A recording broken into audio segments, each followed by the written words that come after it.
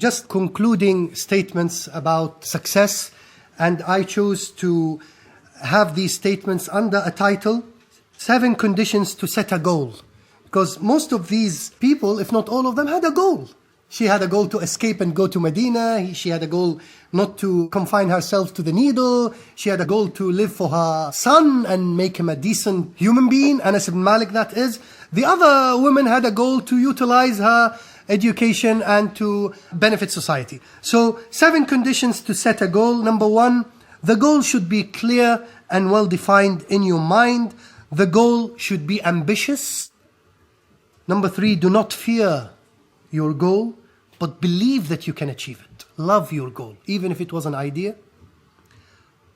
Number 4, transform your goals into steps according to a practical plan that you strive to implement. There has to be a plan. You can't say just my goal is to achieve my PhD, for example. Okay, when? In what? Which university? Who will be my supervisor, for example? So the goal shouldn't be vague, should be clear, and there should be deadlines or should be time period. And there are long-term goals, middle-term goals, and short-term. Number 5, exert all your efforts to achieve your goal. All your effort. It's like pushing the wall. Push, until you cannot push no further. This is ijtihad, by the way. This is what a mujtahid does in a fiqh issue. But this is indeed what a mujtahid does in everything in life. Be it family problems, be it in physics, be it in chemistry, politics, economics, that he or she cannot think further. This is ijtihad. So once you've decided your goal, exert all your efforts to achieve your goal. And incidentally, these points are inspired from the stories of the people that I have mentioned. Number 6, have hope. Always be optimistic. Not to be frustrated the moment that you strike the first obstacle. Always have hope and always have ambition and hope that you are able to achieve that. And number 7, which is also inspired from number 6, be persistent and patient. Be persistent and patient. So these were the conditions to set a goal. Now I'm going to introduce to you another theme which takes us away from success into one inspiring word, and that is impact. And impact is a stronger word than effect. Let me then articulate the lenses and the paradigms of my choice for selecting my heroes that serve the word impact. Number 1, the narration of Islamic history is incomplete without recognizing the role of women in its making. And the stories of my women will show you that you cannot have a proper history without their names in, because they had an impact on society. Number 2, women had a tremendous impact, not just inside households, but on society at large. No way am I undermining the impact of the role of women inside the household, but here I am inclined to society. Society means the market. Society means children. Society means institutions, schools, human beings at large, not just my father, mother, daughter or son, husband or wife. But household is important. And I can change society by changing a household. So please do not misunderstand me. Number 3, the impact includes domains that are usually perceived exclusive domains of men. And when I was looking for stories to do with impact, I was interested in impact. I was interested in impact, societal impact, in avenues that are stereotypically monopolized by men. So you can see I'm not selecting any story. I end up having 20 stories, but I think only 3 are worthy of the narrative. Number 4, women of today, and that's relevant to you now. Women of today should aspire to leave a legacy of impact, even if limited, so as not to become frustrated with the stories, even if limited, on society that she lives in.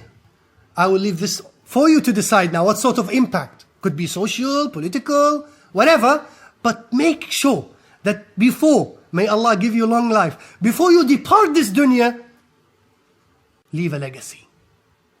Have a dream, an impact, and work on it.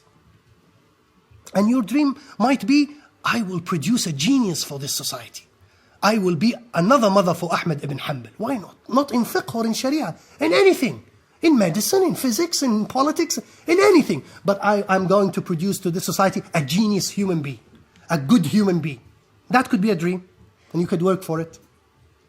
What are the categories of impact? 3 categories: welfare, religious, and political. And what is fascinating to me is the political, because it hurts some men. Again, I'm looking for avenues that are stereotypically confined to men, hence the politics. Welfare, we have lots of stories. The women that participated in battlefields, in their capacity as first aid, as helpers, bringing water. And one great example is the example of this woman companion called Rufayda Al-Ansariya. Rufayda is a fascinating case because she had a special tent in the mosque of Al-Rasul Sallallahu Alaihi Wasallam. In Masjid al-Nabawi, you go to Al-Masjid al-Nabawi, you find a tent. Who's sleeping under this tent? They will tell you, no, this is not a homeless selling the issue tent or whatever. This is a tent. This is actually a hospital. Really? Who does it belong to? It belongs to a woman called Rufayda. That is exactly was the situation in Al-Masjid al-Nabawi during the time of Rasul. And when there is any prominent companion who was injured in the battlefield, they will carry him to Rufayda's tent inside Al-Masjid al-Nabawi. She was an excellent nurse with an excellent tent. One of the famous companions was called Sa'd ibn Mu'adh. When he was injured, he died out of his injury. When he was injured, they brought him to this tent, and Rasulullah knows that he was based in Rufayda's tent, and Rasulullah used to visit him in Rufayda's tent.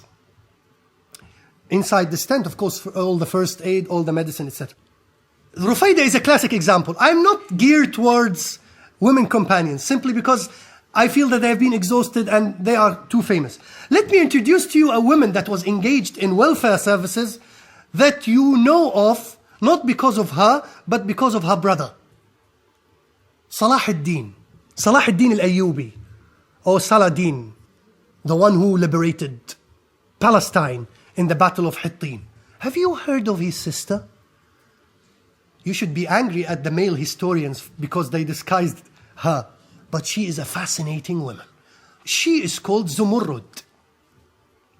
So Zumurrud is the sister of Salah ad-Din. But you say to me, maybe she wasn't famous because Salah ad-Din was famous because he was able to fight the Crusades and liberate Palestine. No, she fought the Crusades, but not physically, but through welfare services. Do you know what Zumurrud used to do? Zumurrud turned her house into a pharmacy that was manufacturing medicine for those who were injured in the fights against the Crusades. And painkillers and tablets and all the medicine that was known at that time was produced, manufactured, analyzed, packed, marketed in thousands from Zumurrud's house. In thousands. This is coming from Zumurrud. This is made in Zumurrud. Try painkillers. Excellent from Zumurrud. Zumurrud was the main supplier of medicine to the injured Muslim army that were fighting with Salah ad-Din. Salah ad-Din would not have been able to liberate Palestine without Zumurrud's effort. That's why I told you that you would have an incomplete, vague and confused, misleading picture of Islamic history if you omitted women from the jigsaw puzzle. But Zumurrud is a so kind woman that her contributions were not confined to moments of battles, but even in moments of peace, she would manufacture medicine for the orphan, for the needy, for the sick, and for the diseased. So her services was 7/11, 24 hours, 360 throughout the year. And I've put here a concluding comment. How can women be creative and think about alternatives other than war? So rather than saying war is a male domain, Yes, but within war there are opportunities. You can teach people first aid, you can provide medicine. Now, I don't want you to think in context of war and battle. I want you to think in your context. That what are the opportunities to me as a girl? I might not be welcomed in a male conference or in a conference that secludes girls and puts them at the back, and all what they can see is a screen of the speaker. They have no access to the speaker because he's holy and he happens to be a male, and never will the male welcome a woman speaker unless she talks about women in Islam. Okay, this is the situation. Should you retire and surrender? Oh, what can I do? Write books, have an impact on sisters, go and speak to the brothers and change their views. I'm excluded from mosques. Okay, what can I do? Let me go and clean the toilets and the bathrooms in the mosque to show the Maulana that a sister is not just a burden that wants to pray and do nothing. She's able to cook some food on Friday. She's able to do services to society, to impose on society, to imagine that life is impossible without you. You know, no male will tell you this, but a man might not think that you are important because you have retired to his stereotype and played by the roles that he defined to you, because the roles that he defined to you are not important to him. He can live without your roles. But if you can actually, I'm not creating revolutions here, but what I'm saying, I'm creating positive thinking for the male and the female, that if you can actually tap into roles that are necessary. Look, she's having a tent in the middle of the mosque. Look, she's providing medicine in a context of crusades fighting, and providing medicine in a context of peace. How can society live without her? You will always have ill people. So medicine is crucial. So you have to think, what does society today needs? I will be able to fill the needs of the society. And then, believe me, the male will come to you and say, sister, please do everything for us. Because without you, we can't do anything. We have to reach this level. Not because I'm feminist and this extremist Marxist feminist struggle and hating men and lesbianism. I'm sorry to say this, but no. He's your brother, he's your father, he's your husband. I want to help. I don't want to compete. I don't want to conflict. I want to help you. Allow me to do so. This is welfare. What about religious impact? Impact in terms of, again, services. Not through rhetoric and talks, but through real services. There are loads of examples of women who had religious services through religious institutions that provided society with services. Endowments, awqaf, waqf. Not just building mosques, but building orphanage houses and institutions and schools, teaching institutions and hospitals and clinics. Not just mosques. And you know why not mosques? Because women sometimes think that why should I build an institution that I'm not part of? Why should I build an institution that at the end of the day will employ an imam that when I come and utilize this institution, you say, sister, please go away. That's why you find in history, most of the mosques are built by male donators. And most of the orphanage houses, schools, clinics, hospitals are built by female donators. And because also they are more caring. I'm not going to give millions for people to pray. You can pray anywhere. But I'm going to give millions to rescue this child from AIDS or cancer. This is the perception. A classic example now of this welfare service from a religious perspective was the wife of Harun al-Rashid. Harun al-Rashid was an Abbasid caliph that came in the 9th Christian century and the 2nd Islamic century. Zubaydah, which is his wife, one day decided to go into a pilgrimage from Baghdad to Mecca. And during the travel, she suffered a lot because in the way there were no wells, there were no access to water, there were no hotels, guest houses, nothing that could accommodate for the travelers that were traveling from Baghdad to Mecca. The moment people reached Mecca, they were going to die out of thirst. So she decided to come out with this creative idea that I want a water link between Baghdad and between Mecca. A water link, a well to be dug in Baghdad, and through some connections, like an underground tube, that will link the well of Baghdad into a well in Mecca. They said to her, "O Zubaydah, this is impossible. This will cost millions on millions." She brought the highest engineers in her time. She said, "Look, you have to think of a way. I don't care. Look, this is the goal now. This is the ambition. Think of a way. I don't care." They said to her, "It will cost millions of money." And she said a famous classic statement. She said, "Do it.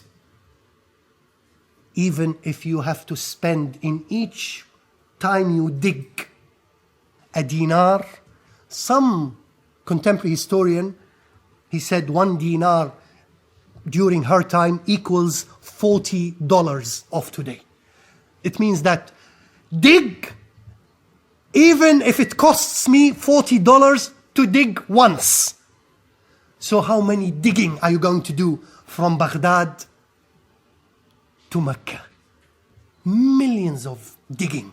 She said, "I'm prepared." And every time the engineer comes to her the following day, he says, "It's impossible. It's costing us a fortune." She says, "Do it, do it." Within 3-4 months, it was done. And the people of Baghdad would make dua for her the moment they do pilgrimage. I'm not sure if the well exists today in Baghdad, but the location of it is known, and it's called Ain Zubaydah, the well of Zubaydah.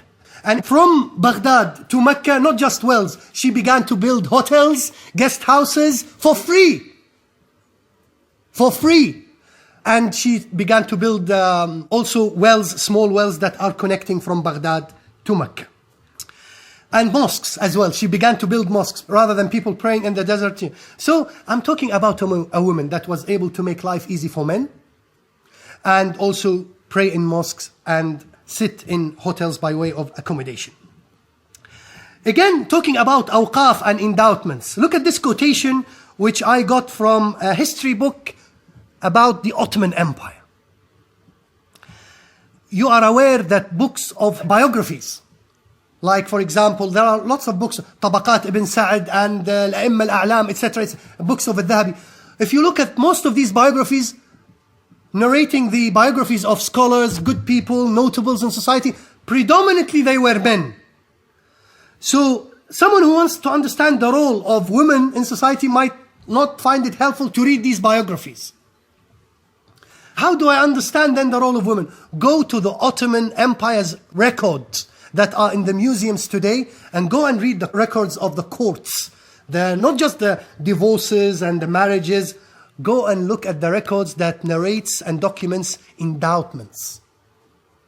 Al-Awqaf al-Khairiyya. And look this statement. Ottoman charitable endowments, Waqf records show greater involvement of women than biographies alone show. Women sometimes founded nearly 40% of all endowments. And this is a significant number. I'm going, just before I leave religious services, just end with one woman. To me, she's fascinating. Her name is al-Banin, or Fatima bint Muhammad. She lived in 13th century, Islamic century. She's quite recent. And for a historian to say quite recent, talking about 600-700 years. She is from Andalus, so straight away I opened bracket and said a good example for a European woman. This is a European woman now, because she's from Spain. She's not an Arab. Incidentally, during my research, wallahi, I'm sorry, I tried to look for women from Pakistan, India, Mughal Empire, and there are a lot, a lot. You just go to Taj Mahal and women is involved there. al-Banin is a woman that was based in Andalus, but she then traveled and was based in Fas, in Morocco, with her family. She had a sister, and her sister was engaged in real work, etc. And I'm not going to talk about her sister, although her sister is also amazing. But I want to speak about al-Banin. What fascinates me about al-Banin is this religiosity, this angelic purity. She didn't do something that is unique. She built a mosque from her own expenses. But look at how she approached this project of building a mosque. founded a very important mosque in Fas, which is called Jami' al-Qurawiyin. Now, Jami' al-Qurawiyin in Morocco is like the Azhar Mosque in Egypt today. It became a very well-known center of attraction to everyone who wanted to study Islamic sciences, so it was later turned into an Islamic university. Who founded this university at the mosque level, because usually at that time it begins as a large mosque and then students sleep there and then it expands, becomes a university. This is how the story of classical universities. Al-Azhar was there, Al-Qarawiyin was another example.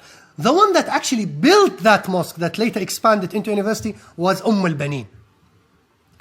al-Banin decided for two things before she engaged into that project.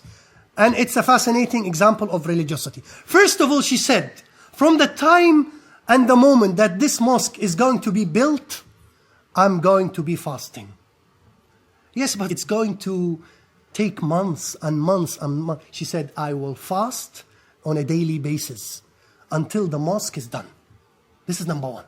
So basically, while the mosque is being done, she wants the angel to write her among those who are fasting. Second procedure, she said, I want to make sure that not a single stone or a brick or sand or cement or anything used to build that mosque comes from a haram source or even a suspicious source. I'm not going to rely on this company to provide me with the bricks because I'm not sure how this company makes its money. But that's not your business. Yeah, I know, but I just want this project to be as blessed as possible. So what are you going to do? Look at this creativity again. She purchased the piece of land that was next to the mosque. And she said, use all the sand and all the bricks from that land, because I know this is my land, it's halal, to manufacture the bricks and to use it to build the mosque.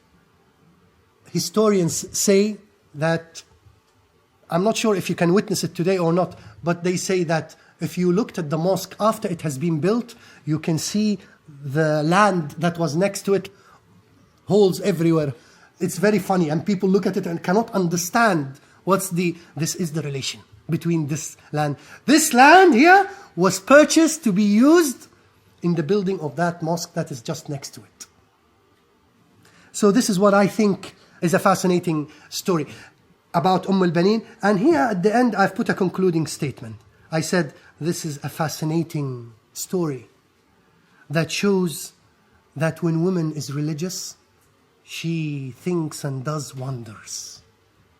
All what you need for this girl is for her to believe. And the moment she believes, she can do wonders. But she is difficult to convince, that's the problem. She's stubborn. But the moment you change her, she will do more than you can think. And that's why I think that we could expect one day from women in this country more than we can expect from men. But you have to change them. Because look at what happens when women change. Look at what happens when Zubaydah decides, this is what I want to do. When Kulthum, when al-Banin, when Rufayda, when Zubaydah, when Zumurrud. That's what happens when they decide to do it. I want to finish off Impact with a story. It carries many messages, but I'm not going to promote or market one story at the expense of the other. All stories are dear to us. And this is another story. It's talking about a woman who is aware and who is concerned about the political affairs of her people, of her ummah. And she is trying to do the best in order to reform the status quo and the political situation. It's something that is unique. I'm talking about the sister of someone that you already know, a great Khalifa who is called Umar ibn Abdul Aziz. She is his sister. And she is called also al-Banin. She is called al-Banin. al-Banin is like Fatima bint Abdul Malik. Her father was a ruler. Her husband is a caliph. Her brother is a caliph. So she is like Fatma bint Abdul Malik in the sense that she is surrounded by caliphs. And she comes from this elitist family and elitist background. I'm going to talk about her encounter with someone who has been perceived in Islamic history to be a great tyrant. And this person is called Al-Hajjaj. Of course, we don't want to demonize Hajjaj too much. Hajjaj on some aspect, is a great personality. He was the person that led expeditions in spreading Islam to Africa. And Muhammad al-Qasim al-Thaqafi, who spread Islam into India, he did so on the orders of Al-Hajjaj. But Hajjaj has personal problems that I will need to articulate to you for you to appreciate the role that this woman did. The Umayyad dynasty is not an ideal dynasty. It had rulers that were good, such as Umar ibn al-Aziz, and it had rulers who were corrupt. And I don't want to now, it's a very hot topic this is, because of the Khawarij and the Shia and the Mu'tazila and those who supported the house of Ali. And I'm not going to engage in all that. Neither do I want to bore you. Go and pick up any book in Islamic history and you will know what I mean. I'm not interested in all that. I'm zooming now into a woman. But to appreciate what she did, I think you have to have a taste of the context that she was living in. So I have to do this very carefully without boring you. Suffice it to say that al-Banin was married to Yazid. And Yazid was an unjust ruler. And Yazid, he was the caliph. And during the Umayyad period, the caliph was based in Damascus. I'm seeing people already bored. Look, in a nutshell, Islamic empires had capitals. So the capital of the Abbasid Empire was Baghdad. If you know this, this is enough. The capital of the Ottoman Empire, you know this, it's Istanbul. The capital of the Umayyad Empire was Damascus. Good? I won't say more than this. This is maybe too much. Okay, so 3 count. So al-Banin was based in Damascus because she was the wife of Yazid, who was the caliph during the Umayyad and therefore in Damascus. Now, there are governors for the caliph. And a lot of them are corrupt governors. One of the governor is based in Baghdad. One of the governor is based in Baghdad. He's not a caliph, he's a wali, a governor. His name was Al-Hajjaj. Hajjaj has a brother who is also a governor, but not in Baghdad, in Yemen. So Al-Hajjaj is the governor of Yazid and he is based in Baghdad. Al-Hajjaj is brutal, but I will not talk about Al-Hajjaj. I will talk first of all about his brother. His brother is called Muhammad. Muhammad is corrupt like his brother, Al-Hajjaj. So much so that he mistreats people. He extracts high taxes from them. He abuses men, women, children. People fear Muhammad ibn Yusuf al-Thaqafi. That is his full name. One day, Muhammad heard that Yazid was going to perform pilgrimage from Damascus to Mecca. And Muhammad is based in Yemen, and Yemen is very close to Mecca. So he said, to show himself as a decent, loyal governor, I am going to go to Hajj this year in order to see Yazid and to assure him that things are fine, stability, security, everything is fine in the Islamic empire. And I'm going to give him great gifts from Yemen, leather, all kind of things that Yemen is famous for.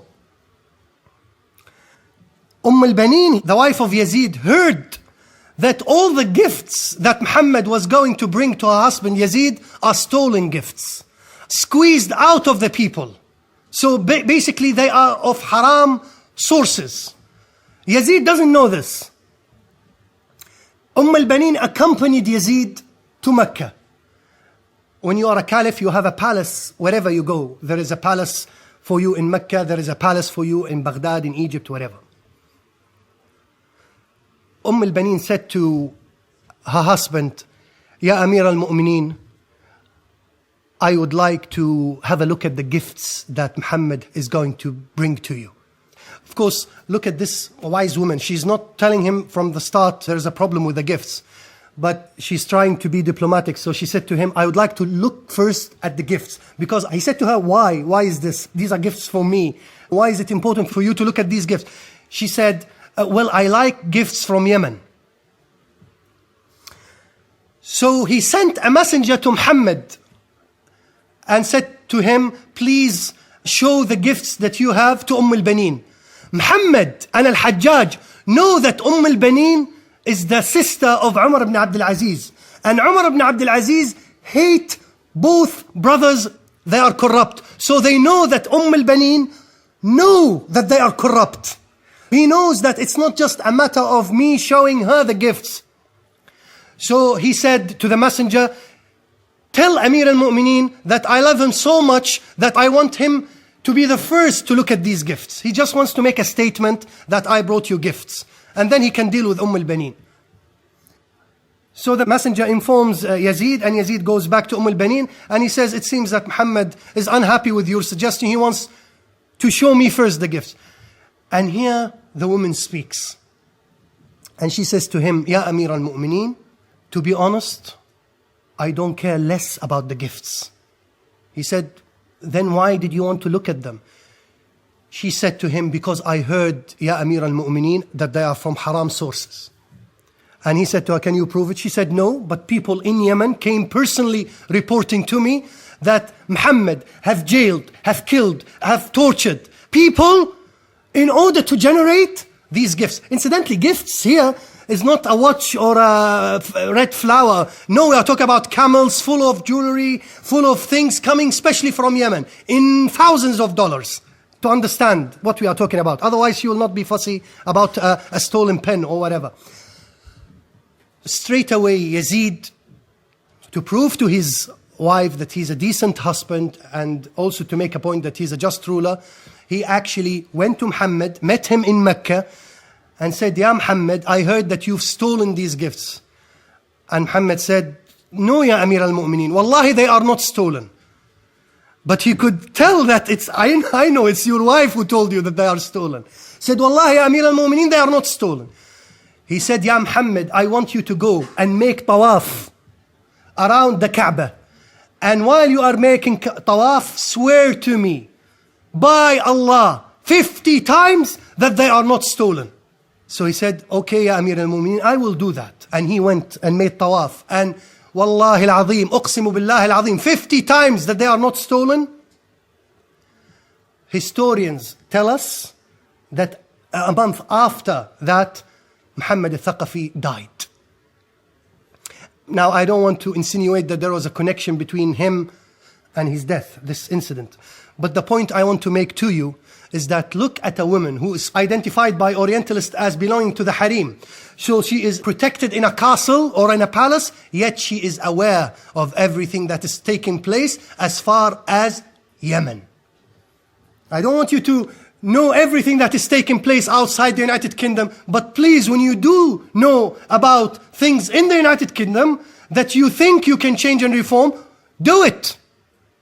I'm not asking you to know everything about the politics of Yemen, but this is an outstanding lady, married to an outstanding man, occupying an outstanding position. Therefore, she has to have outstanding ambitions and aspirations. Actually, this is not what is fascinating in that story. What is fascinating in that story is the encounter now with the big man, with Al-Hajjaj. You have to appreciate who is Al-Hajjaj. You have to understand who is Al-Hajjaj. For you then to appreciate an encounter between al-Banin and Al-Hajjaj. Al-Hajjaj is an abnormal character. If he looks at you and he dislikes your haircut, he will chop your head off.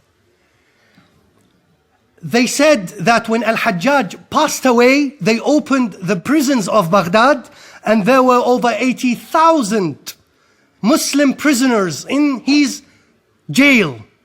30,000 of them were women. That is other than those who died in prison. Al-Hajjaj could kill any scholar of his time. however popular that scholar is. Whenever someone mentions the word of Al-Hajjaj, it's like when you say to a Jewish man during the Holocaust, Hitler or Nazism. I'm trying to dramatize to you who was Al-Hajjaj. Of course, you have to understand something. Why was he brutal? Because the center of opposition against the Umayyad Empire was actually emerging from Baghdad. Who are the center of opposition? Both the Shia and the Khawarij. They were located in Kufa and in Basra.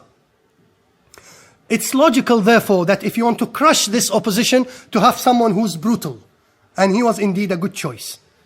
When he became the governor, he entered into the mosque of Baghdad. And he began his khutbah, not Jum'ah khutbah, but the inauguration khutbah for his rule. He stood and said, Assalamu alaikum wa rahmatullahi wa barakatuh. Wa alaikum assalam wa rahmatullahi wa barakatuh. And the first thing he said, I'm witnessing lots of long necks that I think it's now high time for them to be chopped off. And he's speaking to the Musallin, and everyone is shivering, making a statement, that's me. That's how I will be dealing with you. So he killed a lot. He killed a young companion called Abdullah ibn Zubayr, who actually revolted against the Umayyad Caliphate. Do you understand now who we are talking about? He has no Sahaba, no Tabi'i. He has no red line. He can kill anyone if he sees it in service of the security of the state. Now let's zoom into this encounter between al-Banin and Al-Hajjaj. Al-Hajjaj once traveled from Baghdad to go and meet Yazid in Damascus.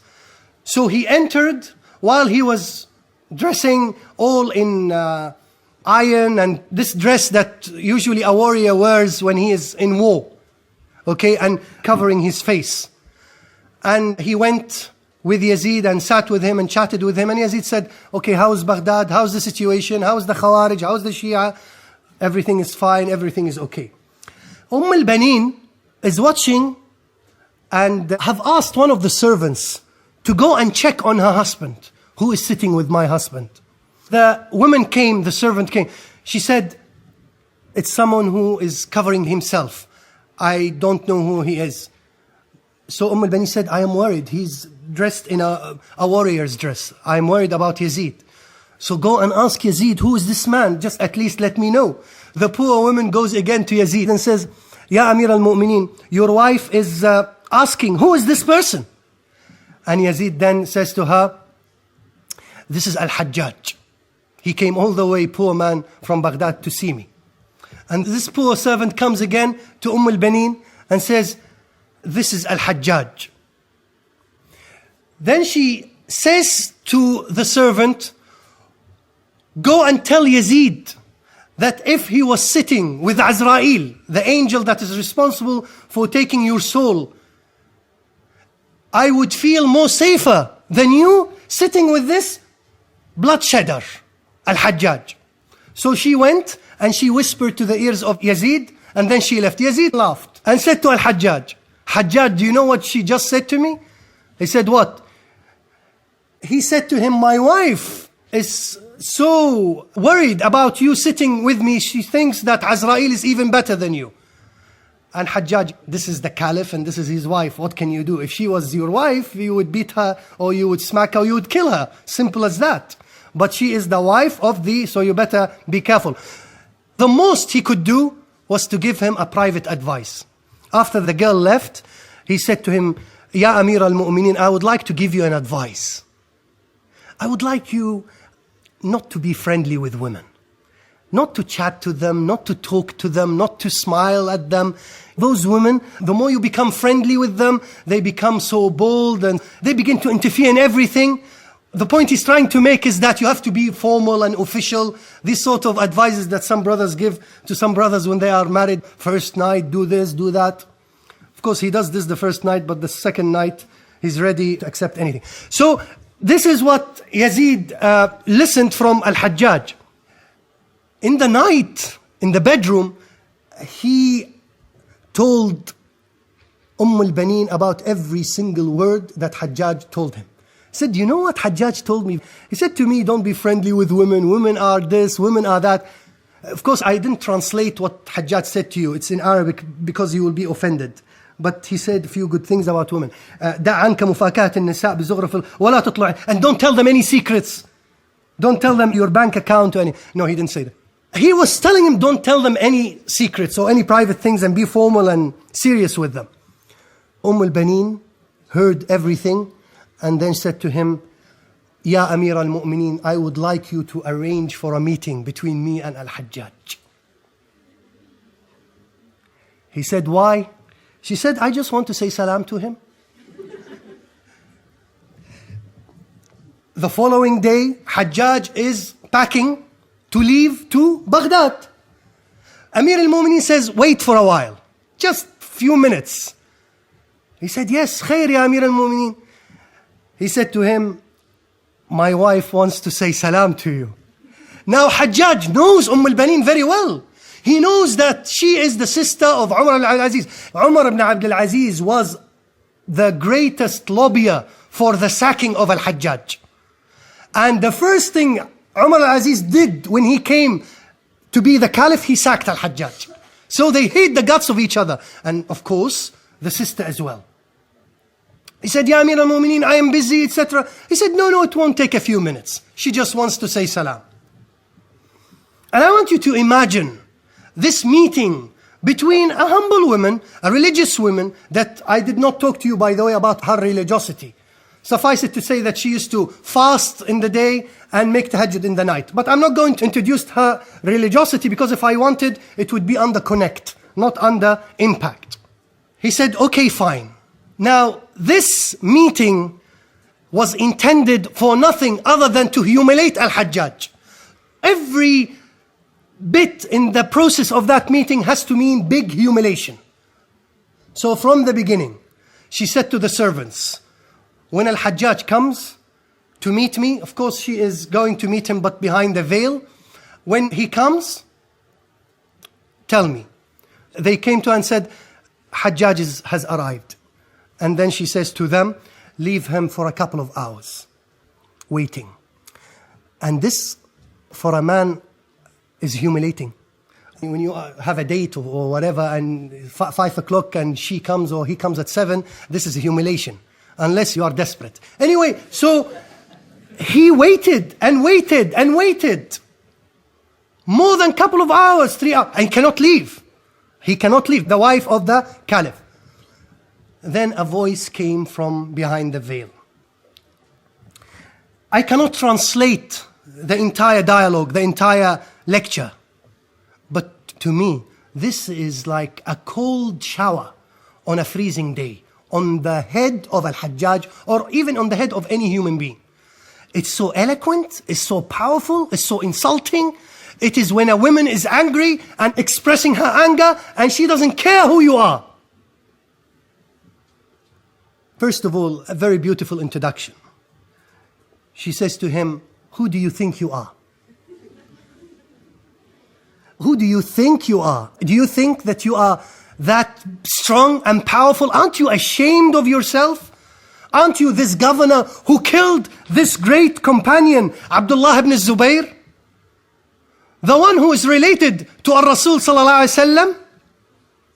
As-Sawam al-Qawwam, the one who prays in the night and fasts in the day? Aren't you ashamed of killing this man who was the son of Asma bint Abu Bakr, Dhat al-Nitaqayn, who is the sister of Aisha, who is the wife of the Rasul sallam? Who do you think you are?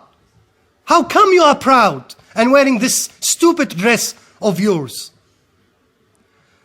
Aren't you ashamed of actually killing Abdullah ibn Zubayr, the first Muslim baby who was born in Medina? Abdullah ibn Zubayr is famous for that. He is the first baby, Muslim baby, to be born in Medina. Are you proud of all this? And then she says, you say to my husband not to speak to women nicely, not to joke with women, not to smile at women. Do you know who are women? And this is my point now. Do you know who are we? Do you know your salary that you receive on a monthly basis, your high salary for imprisoning people and killing people? Do you know this salary? Where is it coming from? It's coming from the zakat and the tax of the gold that the Khalifa takes from us, O women, to provide for your salary. If we did not exist, if we were to be humiliated as you are suggesting, you will die out of hunger and your salary will be cut. So you have to understand and respect what you are talking about. And you have to be aware of what you are talking about. And wallahi, if it was not because of the gold of these women, you would be less than a fly. Now this is a strong one, I think. But Al-Hajjaj took it. Now, he took it not because she's a woman. He took it because she is the wife of the Khalifa. But if I read lots of conversations between normal people and Al-Hajjaj, usually he doesn't wait all that time for you to say you're a fly and you're a bug. No, he will kill you straight away. The fact that she's talking and talking and talking means that he's crippled. He can't do anything. And it's fascinating that he's crippled, because we would not have been aware of this eloquence unless he has allowed her to actually articulate these ideas. Then she moves into another topic, 3 topics. So first she talks about Abdullah ibn Zubayr. Second, she talks about women. And now she talks about a specific case of women. Brothers and sisters, the leader of the Khawarij that was resisting Al-Hajjaj was called Al-Dhahhak. He had a wife, and his wife is called Ghazala. Now, Ghazala is a warrior like Al-Dhahhak against Al-Hajjaj. They were leading the Khawarij army against Al-Hajjaj. Of course, they were centered in Basra, centered all over the place. They would hit and run. They would plant a bomb here and run. They were on the run, on the move. They were everywhere. They say that Hajjaj, the only woman he feared was Ghazala, because she would come into Kufa in the night, burn houses, attack people and followers of Hajjaj, and leave. And they would wake up the following night. Who did this? It's Ghazala. So Ghazala was the name that when you say it to Hajjaj, he shivers. He never saw Ghazala, but he heard about her. Al-Banin is aware of all that. She said to him, who do you think you are? You think you are very powerful? You think you're very brave? You think women are weak? What about Ghazala? What about Ghazala that makes you shiver? Ghazala engaged in 5 battles against Al-Hajjaj and won them all. And she was fighting against Al-Hajjaj with her husband Al-Dhahhak. Al-Dhahhak was 75 years old. And she was also fighting with her mother-in-law against Al-Hajjaj. And her mother was also in her 70s. So Al-Dhahhak died. Ghazala later was killed. And her mother-in-law was killed with her on that day by the people of Al-Hajjaj. And only then was Al-Hajjaj felt that he was relieved when Ghazala was killed. So she says to him, you think you are brave enough? You think you are heroic enough? What about Ghazala? Isn't she a woman? And isn't she someone that you fear? So don't tell me that you are powerful. You are only powerful on those who are freaks, on those who are weak. But when a woman such as Ghazala fights you, you shiver. Now you can go in peace to Baghdad. He went, sweating, shivering, and he said to Yazid, Amir al-Mu'mineen, Ya Amir, and he said to him, did she say salam to you? He said, Ya Amir al-Mu'mineen. She continued to speak and speak and speak. And I said to myself, and this is the first time that this idea came to me, I wished that while she was speaking, the earth split into 2, swallowed me, and then shut again. For him now to say that means that this is power, this is impact. I'm not sure to what extent Al-Hajjaj changed after that, but enough, and it was sufficient for him at least to hear these words that a lot of scholars, a lot of companions, a lot of women, a lot of children in prison were unable to say it to him in his face. A woman was able to do that, and very eloquently and very successfully. Now, I don't want you to be like Ghazala. I don't want you to be like Al-Banin, go 10 down street, knock the door. You will be waiting for a couple of hours, not him. I don't want you to do that. But I want you to think along the same line as Al-Banin. Petition, demonstrations, rallies, making a point about how you feel and what you feel. أقول قولي هذا وأستغفر الله لي ولكم فاستغفروه إنه الغفور الرحيم.